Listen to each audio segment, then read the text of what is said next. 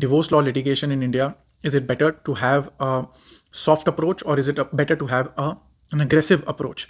Obviously, an obvious answer, at least at the very beginning, is that the answer lies somewhere in the middle. However, I want to give a little further explanation using my own live example. At least my case is not my personal case. So, about, I would say, 12 years ago, I got my, not 12, I think 10 years ago, I got my first divorce case in which I thought that I have to show that I'm a good husband, right, for my client. You have to show we're a good husband. So we were very soft with our pleadings. Even the anticipatory bail application, I remember saying, there is a misunderstanding with my wife. I'm a loving husband. I want my wife back. The court may please help us mediate and figure out the problem, and then we can resume together life as husband and wife, and we can have our 2 children back together and live in matrimony together.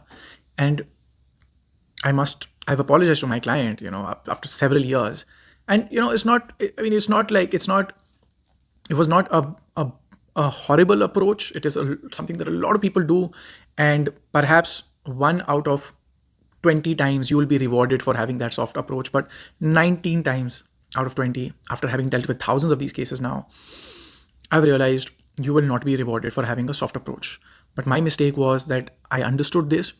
And all of a sudden, I started going super duper aggressive. In every case, I am going in, blasting through the doors, in the court, in the mediations, any discussions. I'm just, you're a bad wife, you're a bad husband. We want this, we want that. We'll get you sent to jail. We'll get you locked up. We want your money. We'll not give you a dime.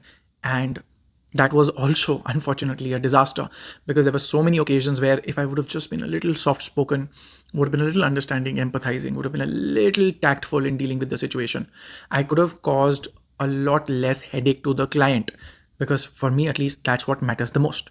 And it's over years and years of making these mistakes and figuring out iterations that I have come down to this little nuance. Be aggressive in the court. Don't let any leeway to the opponent.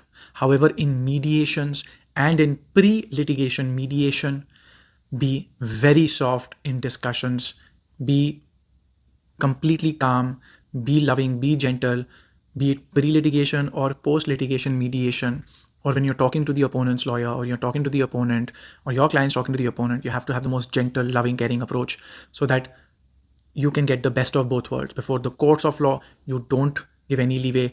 You're supposed to show how bad the opponent is.